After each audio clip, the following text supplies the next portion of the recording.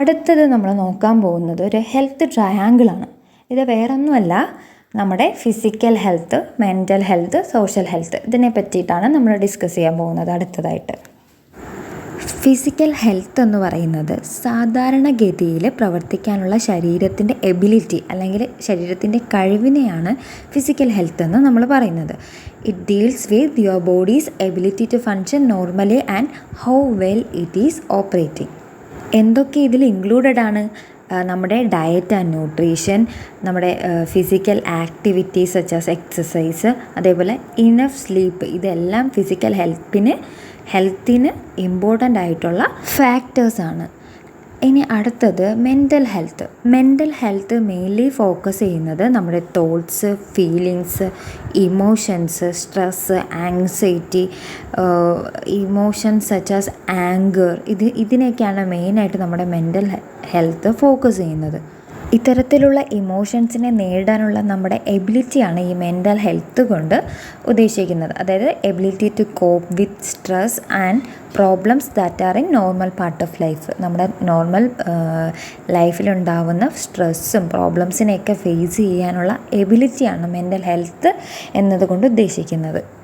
അടുത്തത് social health. എന്താണ് social health? It encompasses our relation with others. മറ്റുള്ളവരോട് നമുക്കുള്ള റിലേഷനെയാണ് സോഷ്യൽ ഹെൽത്ത് എന്ന് പറയുന്ന ടേം കൊണ്ട് ഉദ്ദേശിക്കുന്നത്. മറ്റുള്ളവരെന്ന് പറയുന്നത് ആരാവാം? നമ്മുടെ സൊസൈറ്റി അല്ലേ, നമ്മുടെ ഫാമിലി ആവാം, ഫ്രണ്ട്സ് ആവാം, പിയേഴ്സ് ആവാം, അല്ലെങ്കിൽ നമ്മുടെ കോവർക്കേഴ്സ് ആവാം. ഒക്കെയുള്ള നമ്മുടെ റിലേഷനെയാണ് ഈ സോഷ്യൽ ഹെൽത്ത് കൊണ്ട് ഉദ്ദേശിക്കുന്നത്. നമുക്കൊരു നോർമൽ ലൈഫ് ലീഡ് ചെയ്തുകൊണ്ട് പോകാൻ ഈ 3 ഹെൽത്തും, physical health, mental health, social health, ഇത് 3ഉം ഇമ്പോർട്ടൻ്റ് ആണ്. ഇനി നമ്മൾ ഫോക്കസ് ചെയ്യാൻ പോകുന്ന ഏരിയ ഡെഫിഷ്യൻസി ഡിസോർഡർ. എന്താണ് deficiency disorder? Deficiency diseases are diseases that are caused by lack of certain essential nutrients, especially vitamins and minerals. നമ്മുടെ ബോഡിയുടെ ഫങ്ഷന് ആവശ്യമായ എസെൻഷ്യൽ ന്യൂട്രിയൻസിൻ്റെ ലാക്ക്, അതിൻ്റെ കുറവ് മൂലം ഉണ്ടാവുന്ന ഡിസോർഡേഴ്സാണ് ഈ ഡെഫിഷ്യൻസി ഡിസീസസ് എന്ന് പറയുന്നത്. എസ്പെഷ്യലി ഏതൊക്കെയാണ്? വിറ്റാമിൻസിൻ്റെ, മിനറൽസിൻ്റെ കുറവ് മൂലം ഉണ്ടാവുന്ന ഡിസീസസ് ആണ് ഡെഫിഷ്യൻസി ഡിസീസസ്. ഫസ്റ്റ് നമുക്ക് വിറ്റാമിൻ ഡെഫിഷ്യൻസി ഡിസീസസ് ഏതൊക്കെയാണെന്ന് നോക്കാം. ഈ ഡിസീസസിനെ പറ്റി പഠിക്കുന്നതിന് മുന്നേ നമ്മൾ അറിഞ്ഞു വെച്ചേക്കേണ്ട 2 പോയിൻറ്റ്സ് ഉണ്ട്. വിറ്റാമിൻസ് എന്ന് പറയുമ്പോൾ 2 ടൈപ്പാണുള്ളത്. ഫാറ്റ് സോളബിളും ഉണ്ട്, വാട്ടർ സോളബിളും ഉണ്ട്. ഇതിനകത്ത് vitamin A, D, E, K എന്നിവ ഫാറ്റ് സോളബിൾ വിറ്റാമിൻസ് ആണ്. ബാക്കി വരുന്ന എല്ലാം വാട്ടർ സോളബിളാണ്. അപ്പോൾ vitamin A, D, E, K fat സോളബിളാണ്, ബാക്കിയെല്ലാം വാട്ടർ സോളബിൾ. ഇതൊന്ന് ഓർത്ത് വയ്ക്കണം. ഇനി നമുക്ക് ഈ വിറ്റാമിൻസിൻ്റെ കുറവ് മൂലമുണ്ടാകുന്ന ഡെഫിഷ്യൻസി ഡിസീസസ് ഏതൊക്കെയാണെന്ന് നോക്കാം. First on vitamin A. Vitamin എയുടെ മറ്റൊരു പേരാണ് റെറ്റിനോൾ എന്ന് പറയുന്നത്. വിറ്റാമിൻ എ മൂലമുണ്ടാകുന്ന ഡെഫിഷ്യൻസി ഡിസീസസ് ആണ് night blindness, xerophthalmia, keratinisation of skin. ഇത്രയാണ് ഈ ഡെഫിഷ്യൻസി ഡിസീസസ്. Vitamin A. ഇവിടെ ഞാൻ ഇതിനകത്ത് സോഴ്സസും ഫങ്ഷനും കൊടുത്തിട്ടുണ്ട്, അത് ജസ്റ്റ് വായിച്ച് നോക്കുക കേട്ടോ. മെയിനായിട്ട് പഠിക്കേണ്ടത് വിറ്റാമിൻ്റെ മറ്റൊരു പേരും ഡെഫിഷ്യൻസി ഡിസീസസുമാണ്, മറക്കാതെ പഠിച്ചു വയ്ക്കേണ്ടത്. നെക്സ്റ്റ് വിറ്റാമിൻ B1 അഥവാ തിയാമൈൻ. വിറ്റാമിൻ B1 മൂലമുണ്ടാകുന്ന ഡെഫിഷ്യൻസി ഡിസീസസ് ആണ് ബെറിബെറി എന്ന് പറയുന്നത് നമ്മുടെ പെരിഫറൽ നെർവ് ഡാമേജ് ആണ്. അടുത്തത് വിറ്റാമിൻ B2 അഥവാ റൈബോഫ്ലേവിൻ.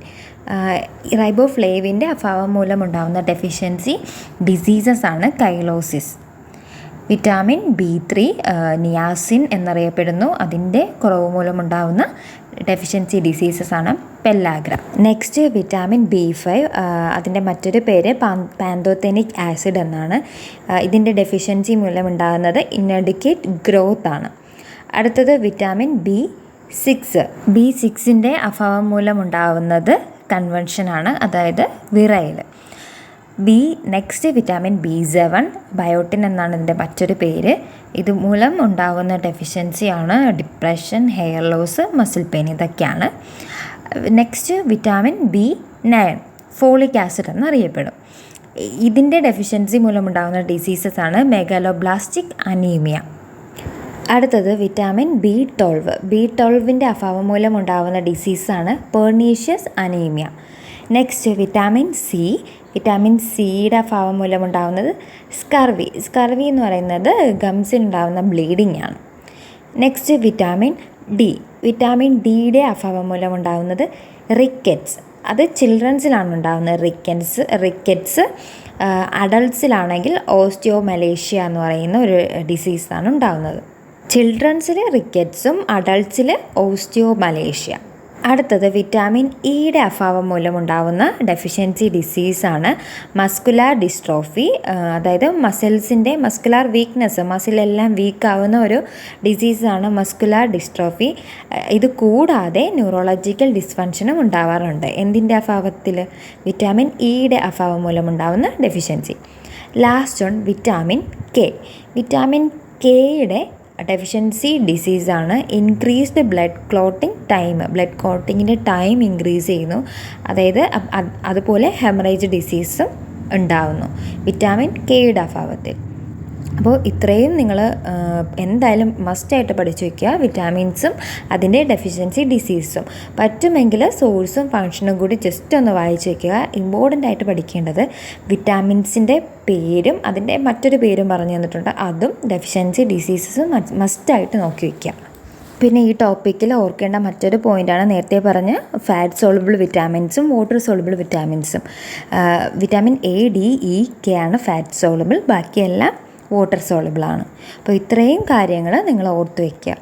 ഇനി അടുത്തത് നമ്മൾ ഡിസ്കസ് ചെയ്യാൻ പോകുന്നത് മിനറൽ ഡെഫിഷ്യൻസി ഡിസീസസ് ആണ്. മിനറൽസിൻ്റെ ഡെഫിഷ്യൻസി മൂലമുണ്ടാകുന്ന diseases.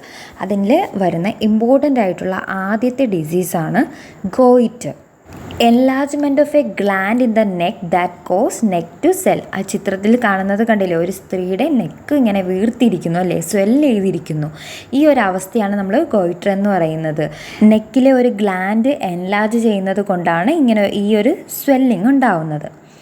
It is caused due to deficiency of അയഡിൻ്റെ അഭാവം മൂലമുണ്ടാവുന്ന ഡിസീസാണ് ഗോയിറ്റർ എന്ന് പറയുന്നത്. അപ്പോൾ എന്താണ്? അയഡിൻ്റെ അഭാവം മൂലമുണ്ടാകുന്ന ഡിസീസാണ് ഗോയിറ്റർ. ഇതിൻ്റെ മെയിനായിട്ടുള്ള സിംറ്റംസ് എന്തൊക്കെയാണ്? സ്വെല്ലിംഗ് ഓഫ് നെക്ക്, ചിത്രത്തിൽ കാണുന്നത് പോലെ തന്നെ നെക്ക് ഇങ്ങനെ വീർത്തിരിക്കും. Cough, throat tightness, breathing problems, ഇതൊക്കെയാണ് ഇതിൻ്റെ മെയിനായിട്ടുള്ള സിംറ്റംസ് എന്ന് പറയുന്നത്. ഇനി ഇത് വരാതിരിക്കാൻ നമ്മൾ എന്ത് ചെയ്യണം? അയഡിൻ അടങ്ങിയ ഫുഡ് കഴിക്കണമല്ലേ. അയഡിൻ റിച്ച് ആയിട്ടുള്ള ഫുഡ് ഏതൊക്കെയാണ്? Iodised salt, yoghurt, baked potato, egg, tuna, code fish, strawberries, ഇതൊക്കെയാണ് അയഡിൻ അടങ്ങിയിട്ടുള്ള ഭക്ഷ്യസാധനങ്ങൾ. അപ്പോൾ ഇതെല്ലാം നമ്മൾ ധാരാളം കഴിക്കണം, ഇല്ലെങ്കിൽ ഇതുപോലുള്ള മിനറൽ ഡെഫിഷ്യൻസി ഡിസീസസൊക്കെ പിടിപെടാൻ ചാൻസ് ഉണ്ട്. അപ്പോൾ ഗോയിറ്റർ എന്ന് പറയുന്നത് എൻലാർജ്മെൻറ്റ് ഓഫ് നെക്കാണ്. ഇത് കോസ് ചെയ്യുന്നത് എന്താണ്? ഡെഫിഷ്യൻസി ഓഫ് അയഡിൻ്റെ അഭാവം മൂലമുണ്ടാകുന്ന ഡിസീസാണ് ഗോയിറ്റർ എന്ന് പറയുന്നത്. അടുത്തൊരു മിനറൽ ഡെഫിഷ്യൻസി ഡിസീസാണ് മരാസ്മസ് എന്ന് പറയുന്നത് severe form of protein energy malnutrition caused by shortage of protein and energy in the body. പ്രോട്ടീൻ്റെയും എനർജിയുടെയും ഷോർട്ടേജ് മൂലം ഉണ്ടാകുന്ന ഒരു ക്രിട്ടിക്കലായിട്ടുള്ള ഒരു മാൽന്യൂട്രീഷനാണ് ഈ മരാസ്മസ് എന്ന് പറയുന്നത്.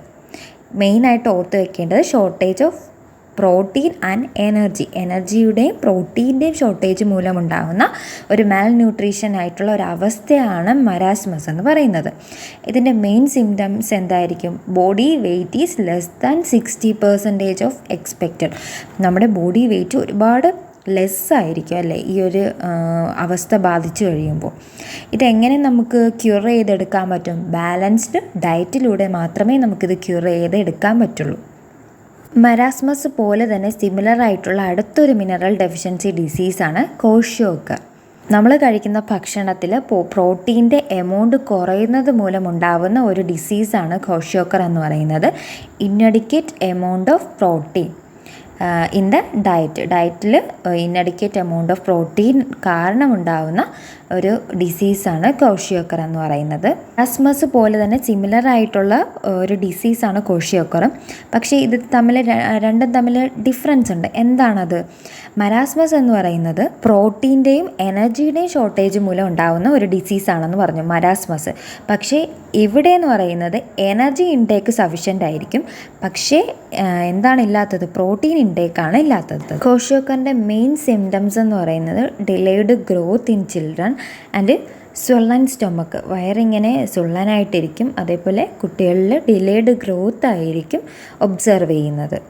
കുട്ടികളെയാണ് ഈ ഒരു ഡിസീസ് കൂടുതലായിട്ട് അഫക്റ്റ് ചെയ്യുന്നത്. ഞാൻ പറഞ്ഞു പ്രോട്ടീൻ്റെ ഇൻസഫിഷ്യൻറ്റ് ഇൻടേക്ക് മൂലമുണ്ടാകുന്ന ഡിസീസാണ് ഈ ക്വോഷിയോക്കർ എന്ന് പറയുന്നത്. അപ്പോൾ നമ്മൾ എന്താ ചെയ്യേണ്ടത്? ഫുഡിനകത്ത് പ്രോട്ടീൻ്റെ അളവ് കൂട്ടണം അല്ലേ? അപ്പോൾ ഏതൊക്കെ ഫുഡാണ് നമ്മൾ കഴിക്കേണ്ടത്? Meat, fish, cheese, egg, bread, beans, nuts, seeds തുടങ്ങി ഫുഡാണ് നമ്മൾ ഭക്ഷണത്തിൽ നമ്മുടെ ഡയറ്റിൽ ഉൾപ്പെടുത്തേണ്ടത്. അപ്പോൾ നമ്മൾ മിനറൽ ഡിസീസസ് 3 പറഞ്ഞു. ഏതൊക്കെയാണ്? Goitre, marasmus, ക്വോഷിയോക്കർ. അയഡിൻ്റെ അഭാവം മൂലം ഉണ്ടാകുന്ന ഡിസീസാണ് ഗോയിറ്റർ. മരാസ്മസ് എന്ന് പറയുന്നത് പ്രോട്ടീൻ്റെയും എനർജിയുടെയും ഇൻടേക്ക് കുറയുന്നത് മൂലം, ഷോർട്ടേജ് ആവുന്നത് കൊണ്ട് ഉണ്ടാകുന്നതാണ് marasmus. Kwashiorkor inadequate amount of protein in the diet, ഇതുമൂലം ഉണ്ടാകുന്നതാണ് ക്വോഷിയോക്കർ. അപ്പോൾ ഇത് 3 മനസ്സിലായെന്ന് വിശ്വസിക്കുന്നു. അടുത്ത് നമ്മൾ കുറച്ച് ടേംസാണ് പഠിക്കാൻ പോകുന്നത്. First on balanced diet. It contain proper balance of nutrients such as vitamins, minerals, protein, carbohydrate, fat. Balanced diet എന്ന് വെച്ചാൽ എന്താണ്? സമീകൃതാഹാരം അല്ലേ? അതായത് നമ്മൾ കഴിക്കുന്ന ഭക്ഷണത്തിൽ ന്യൂട്രിയൻസ് എല്ലാം അതിൻ്റേതായ അളവിൽ ഉൾപ്പെടുത്തിക്കൊണ്ടിട്ടുള്ള ഒരു പ്രോപ്പർ ബാലൻസ് ആയിട്ടുള്ള ഒരു ഡയറ്റിനെയാണ് നമ്മൾ സമീകൃതാഹാരം എന്ന് പറയുന്നത്. അതായത് proper balance of nutrients such as vitamins, minerals, proteins, carbohydrate, fat, ഇതെല്ലാം അടങ്ങുന്ന കൃത്യമായ അളവിൽ അടങ്ങുന്ന പ്രോപ്പറായിട്ടുള്ള ഫുഡിനെയാണ് നമ്മൾ ബാലൻസ്ഡ് ഡയറ്റ് എന്ന് പറയുന്നത്. അടുത്തത് മാൽ ന്യൂട്രീഷൻ. എന്താണ് മാൽ ന്യൂട്രീഷൻ? സിംപ്ലി പറയുകയാണെങ്കിൽ പുവറായിട്ടുള്ള ന്യൂട്രീഷനെയാണ് നമ്മൾ മാൽ ന്യൂട്രീഷൻ എന്ന് പറയുന്നത്. എന്തുകൊണ്ടാണ് ഈ മാൽ ന്യൂട്രീഷൻ ഉണ്ടാകുന്നത്? കറക്റ്റായിട്ടുള്ള അളവിൽ, എമൗണ്ടിൽ നമ്മൾ ഫുഡ് കഴിക്കാത്തത് കൊണ്ടുണ്ടാകുന്ന ഒരു കണ്ടീഷനാണ് ഈ മാൽ ന്യൂട്രീഷൻ എന്ന് പറയുന്നത്. അതായത് ബാലൻസ്ഡ് ഡയറ്റ് നമ്മൾ ഫോളോ ചെയ്യാത്തപ്പോൾ ഉണ്ടാകുന്ന, ശരീരത്തിനുണ്ടാകുന്ന ഒരവസ്ഥയാണ് മാൽ ന്യൂട്രീഷൻ എന്ന് പറയുന്നത്. അടുത്ത ഒരു ടേമാണ് ഫുഡ് അഡൾട്ടറേഷൻ. ഇതിനെ മനസ്സിലാക്കാനായിട്ട് ഞാൻ സിമ്പിളായിട്ട് പറഞ്ഞുതരാം. അതായത് നമ്മൾ ഒരു നാച്ചുറൽ ഫുഡ്, ആ ഫുഡിനകത്ത് ടേസ്റ്റ് കൂട്ടാനോ എന്തിനെങ്കിലും വേണ്ടിയിട്ട് നമ്മൾ എന്തെങ്കിലും ഒരു സബ്സ്റ്റൻസ് ആഡ് ചെയ്യുകയോ അല്ലെങ്കിൽ സബ്സ്ട്രാക്റ്റ് ചെയ്യുകയോ ചെയ്യുന്ന പ്രോസസ്സിനെയാണ് ഫുഡ് അഡൾട്ടറേഷൻ എന്ന് പറയുന്നത്. ഇപ്പോൾ ടേസ്റ്റ് കൂടാനോ അല്ലെങ്കിൽ ഇപ്പോൾ ഒരു ഫ്രൂട്ട്, ആ ഫ്രൂട്ട് പഴുക്കാനായിട്ടോ നമ്മൾ എന്തെങ്കിലും ഒരു സബ്സ്റ്റൻസ് ആഡ് ചെയ്യുന്നു. അപ്പോൾ ഈ ഒരു കണ്ടീഷൻ അല്ലെങ്കിൽ പ്രോസസ്സിനെയാണ് ഫുഡ് അഡൾട്ടറേഷൻ എന്ന് പറയുന്നത്. ഈ ഒരു പ്രോസസ്സ് നമ്മുടെ ഫുഡിൻ്റെ നാച്ചുറൽ കോമ്പോസിഷനെയും അതേപോലെ ക്വാണ്ടിറ്റിയെയും അഫക്റ്റ് ചെയ്യുന്നുണ്ട്. ഇത്രയും കാര്യങ്ങളാണ് നമ്മുടെ ഹ്യൂമൻ ഹെൽത്ത് ആൻഡ് ഡിസീസ് എന്ന് പറയുന്ന ടോപ്പിക്കിനകത്ത് ഉൾപ്പെട്ടിട്ടുള്ളത്. എല്ലാവർക്കും എല്ലാ കണ്ടൻറ്റും മനസ്സിലായെന്ന് വിശ്വസിക്കുന്നു. എല്ലാവരും നന്നായിട്ട് പഠിച്ച് എക്സാം എഴുതുക.